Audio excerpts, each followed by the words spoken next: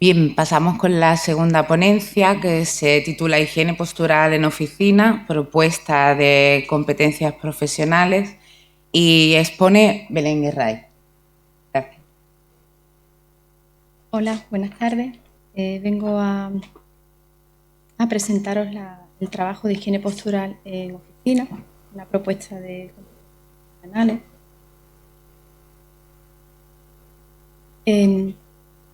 Según la Ley de 31/1995 de Prevención de Riesgos Laborales, se pone de manifiesto la importancia de garantizar la seguridad y salud de los trabajadores.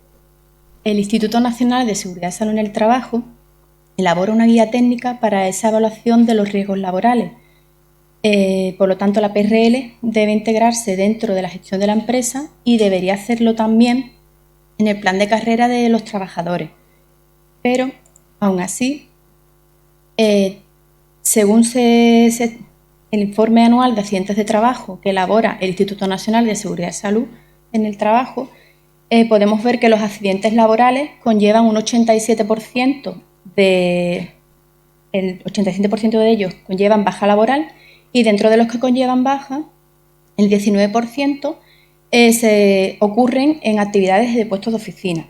Es, por tanto, la oficina un lugar donde se va a hacer necesario integrar ese factor preventivo dentro de la formación de la vida de los trabajadores. Si hacemos una evaluación de riesgo en oficina, vemos primero un enfoque normativo. Tenemos diferentes métodos de evaluación específicos para las oficinas. Tenemos el método rosa, que vamos a evaluar el puesto de trabajo en función de sus elementos, mesa, silla, el ratón, la pantalla, las distancias. Tenemos el método IRO, que va a evaluar el ruido, es importante en los despachos compartidos. Tenemos también el método con el que vamos a medir la calidad del ambiente interior en la oficina del Instituto Nacional de Seguridad y Salud en el Trabajo, donde vamos a medir la calidad del aire, la ventilación, el ambiente térmico.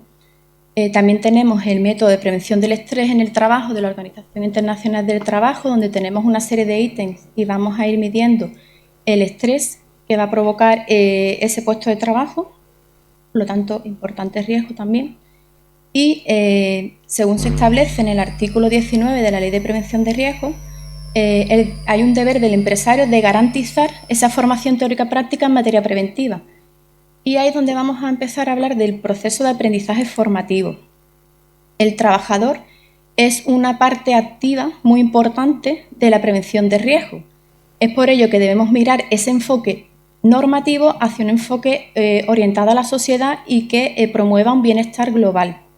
La prevención de riesgos laborales depende en una gran medida del nivel de compromiso y responsabilidad de los trabajadores, porque nosotros podemos dar una formación técnica, pero necesitamos un gran feedback por parte de ellos. Y, por lo tanto, va a depender de esa cadena humana que tiene que funcionar de una manera coordinada y con responsabilidad.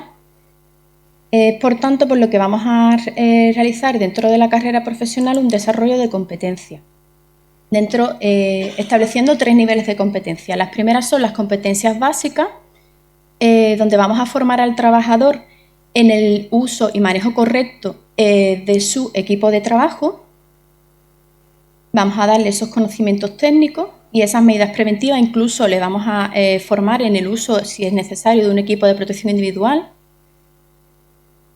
Luego vamos a darle un segundo nivel de competencia genérica, ya que según volvemos a hablar de la Ley de Prevención de Riesgos, en su artículo 29 nos establece pues, que el trabajador debe informar de situaciones que puedan entrañar un riesgo en la seguridad y salud de los trabajadores. Es, por tanto, aquí necesario establecer un sistema de comunicación con el empresario y con los técnicos de PRL para que el trabajador pueda comunicar cualquier riesgo que detecte en su puesto de trabajo. Y por último, vamos a darle al trabajador unas competencias específicas en técnicas para mejorar la higiene postural, técnicas de relajación, estiramiento, Vamos a explicarle los tiempos el tiempo máximo que tiene que estar sentado, los tiempos de refresco, cuando en los puestos de oficina se utilizan las PVD, las pantallas de visualización de datos, cuánto deben de levantarse, cuánto para evitar esa fatiga visual y para evitar esas lesiones musculoesqueléticas, que muchas veces esa mala higiene postural provoca una serie de dolores musculares que no asociamos a esa mala postura que estamos empleando durante horas o mantenida durante un largo tiempo en nuestro puesto de trabajo. Bueno, en resumen, pues las competencias están ligadas, el trabajador debe tener esas competencias profesionales ligadas a la prevención de riesgos para desarrollar su puesto de trabajo eficientemente. Competencias básicas, como ya he comentado, las genéricas y las específicas, y deben integrarse dentro de ese plan de carrera de trabajadores. Proponemos el desarrollo de este programa formativo de mentoría, en el cual el contenido pues, lo vamos a establecer utilizando esos métodos de evaluación de riesgo en oficina que nos van a servir de base y de base para ese programa formativo, en especial para las básicas y específicas, y para adquirirlas estableceremos este programa de coaching y mentoría en los puestos de trabajo y a nivel universitario se propone en los últimos cursos en los cuales los alumnos ya están próximos a su incorporación al mundo laboral, incluir este programa de mentoría en las prácticas académicas curriculares para que cuando ellos se incorporen a este mundo laboral ya lleven este proceso y sepan que cómo tienen que formarse dentro de una empresa y cuáles son las competencias necesarias que deberían de tener en este sentido, en la prevención de riesgos. Muchas gracias.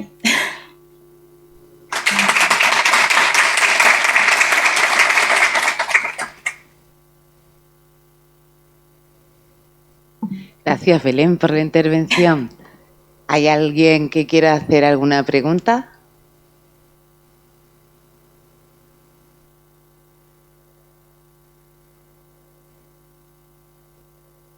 Nadie se anima.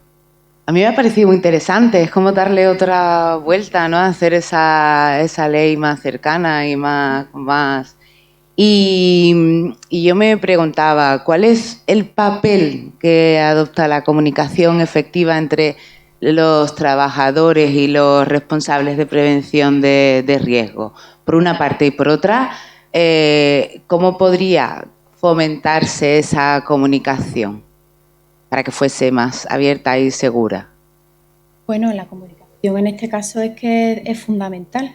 Los trabajadores tienen que ser capaces, primero tenemos que formarlos para identificar los riesgos. Ellos tienen que saber, pero además tienen que ser capaces de comunicarnos y tenemos que establecer un sistema de comunicación eficaz y eficiente y rápido sobre todo. En este caso, bueno, todavía no está desarrollado el programa de mentoría, entonces estamos en un trabajo preliminar aún.